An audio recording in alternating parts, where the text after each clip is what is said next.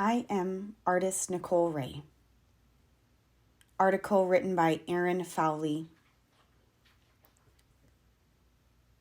The first time I had ever heard the term kindred spirit was when I was a kid and watching Anne of Green Gables on PBS, circa 1985. Only being a preteen, I never quite understood what that term meant. The card catalog at the library wasn't much help, and Google was something that people's eyes did when they were talking to babies. It wasn't until I was an adult and people started entering my life at different stages when that saying gained its true meaning.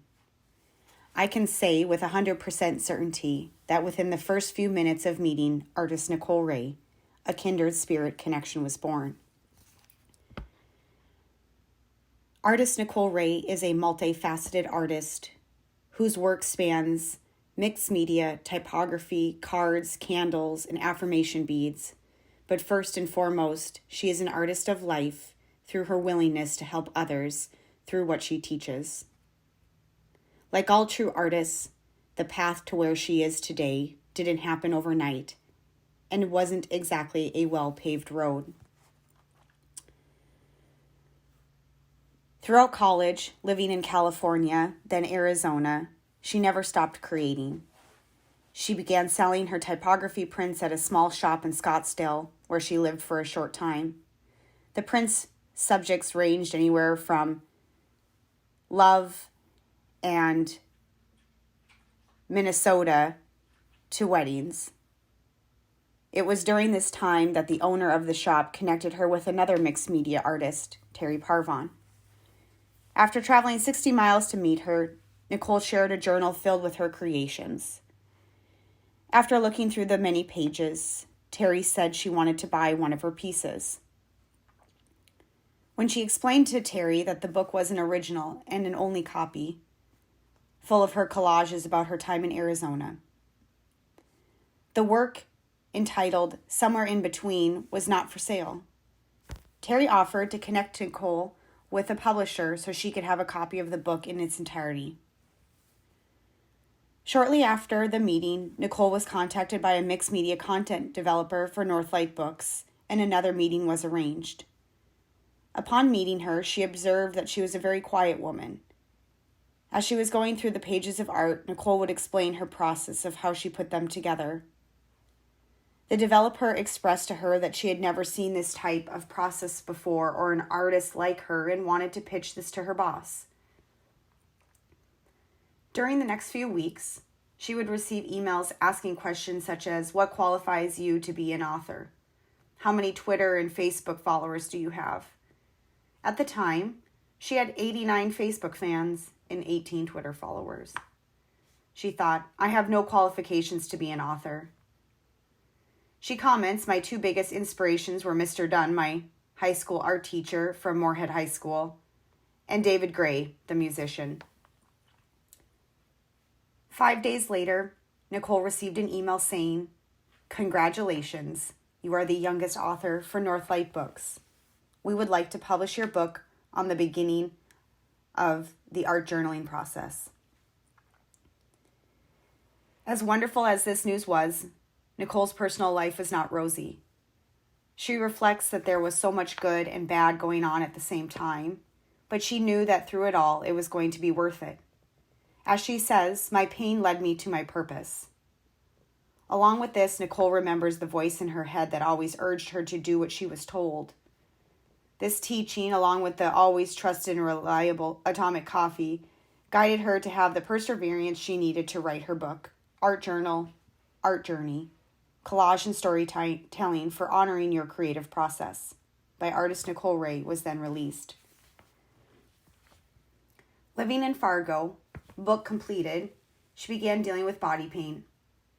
This is when she had met chiropractor Dr. John Schellenberg with One Light Chiropractic.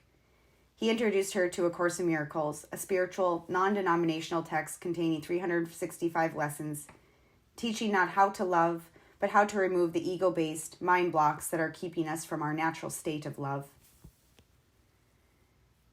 After a certain point of working with him and reading the book, He told her he didn't want her to continue seeing him.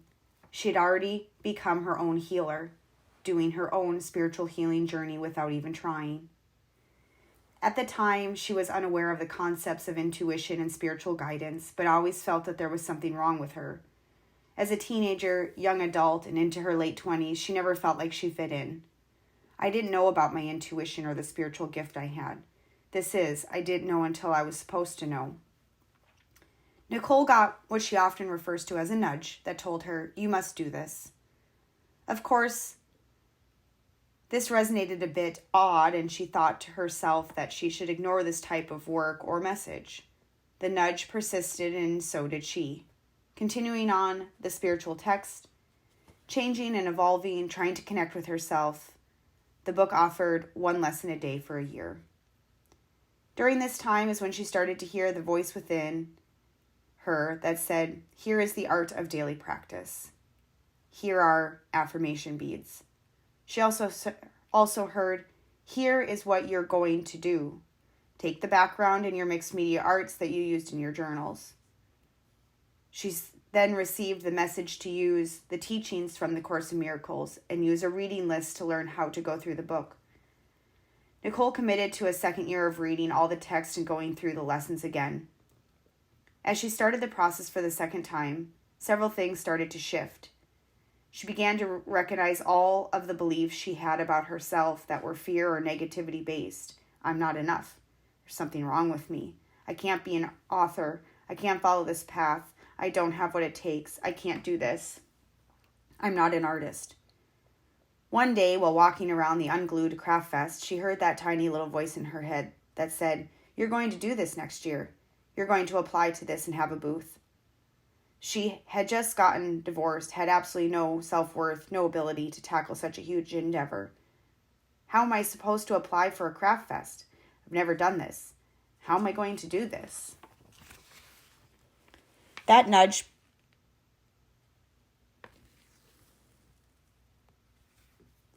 persisted, and she applied. She was accepted before she had ever had a body of work to sell. She began to make greeting cards and prints from her mixed media journals. Next, she took her photographs and her positive affirmations she had been writing and collecting from her journals as early as 2013 and began to create. She would hear phrases such as "create your life," "live boldly," "chase the adventure," "evolve," and "unfold," and would stamp these in her work, not understanding exactly where it was coming from.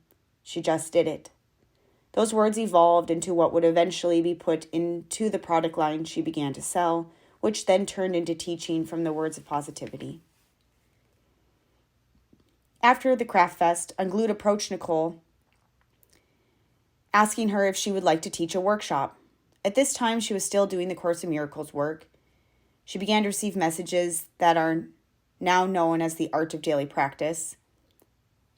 Her practices, I Forgive and Release, I Am Affirmations, and guidance journaling, teaching, she still conducts on a regular basis today. Whether it be a virtual class, a one-on-one Zoom meeting, or in a personal teaching, Nichole always starts each session with Forgive and Release.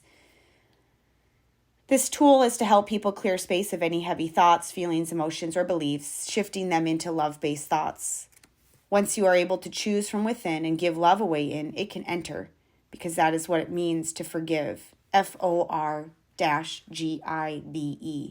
Give is in the word forgive. What it does is it gives love away into that little space where the dash is. That's your heart. That's your mind.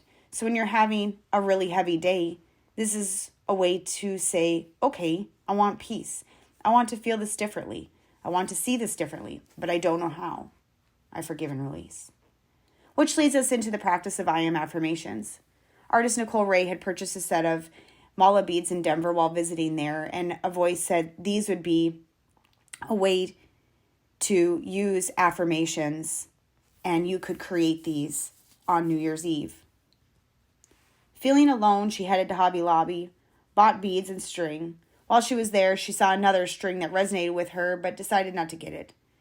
Armed with her new creative tool, she went home, grabbed a cookie sheet, watched some YouTube videos, and started to create. 5 days later, while she was sitting at the table, the beads just broke. They weren't touched. She didn't move or do anything to them. She was wearing them and they just broke. She thought to herself, do I constantly have to do everything twice in my life?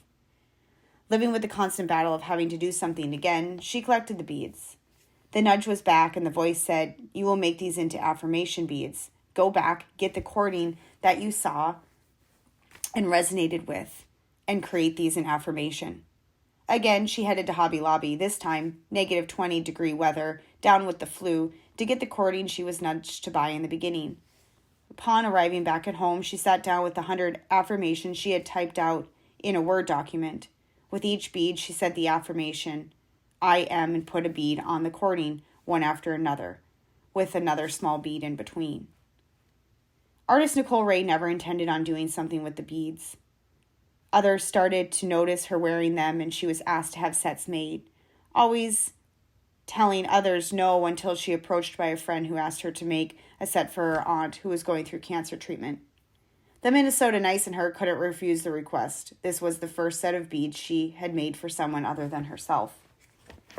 Soon the word spread and she began to make more for others locally than nationally. Before she knew it, she was receiving international requests. 10 years later, 60 to 70,000 people had written I am affirmations to accompany the affirmation beads, and she's still going strong.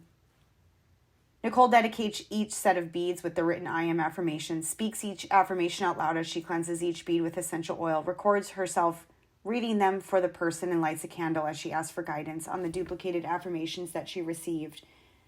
The set of I am affirmation beads are then lovingly sent on to their recipient with a message. There's a voice in all of us. If we choose to listen, that connects to whatever higher power resonates with us. There were two things that artist Nichole Rae was adamant on, though, throughout this entire interview. One was that she was able to practice with you. Yes, you, reading this right now. As much as this article is meant to shine the light on her, and I could seriously go on, but word count. I would be failing her as a fellow creative and not be doing my job if I didn't honor what she was meant to do in this world, which is to help you. So grab a piece of paper and a pen and repeat out loud after me. Yes, she is seriously. Say this out loud. You won't like the sound of your own voice, but do it anyway. I am, and then fill in the blank. Need a little guidance? Well, I'm here to help. This was the second thing she insisted was included in this piece, that there be some light reflected on my way. I too am a creative intuitive, something I didn't realize until I was in my 40s. It wasn't until I listened to the nudges in my head that I began to recreate my life to help and inspire others through the words. Trust me when I say that you can do anything at any time in your life if you listen to your nudges and choose to do the work. I forgive and release doubt in myself. I forgive and release my fear of failure. I forgive and release negative comments from others and pain. I forgive and release myself. I am Erin Foley. I'm an author. I'm an artist. I'm a creative. I'm confident. I'm supported. I'm authentic. I am. Now it is your turn. Use the tools and practice with artist Nichole Rae. Here are 3 small practices that you can use in your journal. Let's create some space within using the foundational practice of I forgive and release. Grab a pen and your journal. Let's give love away into anything that feels heavy within your heart or mind. This can be an emotion, thought, feeling, memory, or belief, or experience. As we give love away in, we are able to see, capital S-E-E, a different perspective. All that is required is a mustard seed of willingness and an open heart. You'll write the affirmation, I forgive and release. You can use a plus sign for your and symbol. Just ask yourself, what am I carrying right now that feels heavy? And then fill in the blank. Go to the next line, write the affirmation, I forgive and release. Ask yourself what feels heavy. This can be a feeling, a thought, it can be a name, it can be an experience, it can be something in your work, something in a relationship, some kind of body pain you're feeling. Once you clear some space, it's important to fill that space with positive affirmation and connect with your present self. So from here, we'll go into I am affirmations.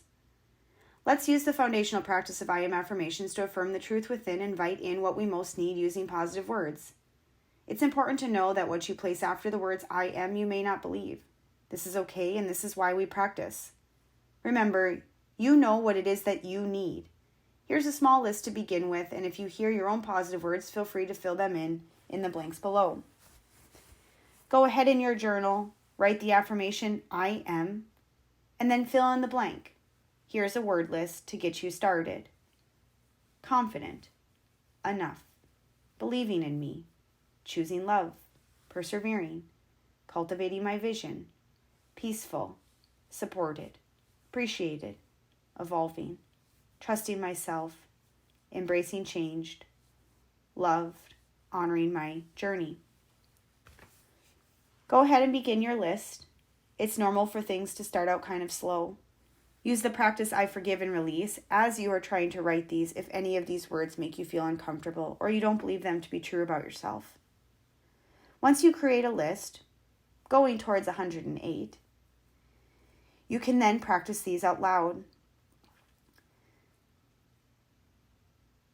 You can also read these like a book. These are 2 more ways to use this practice and increase your confidence and well-being.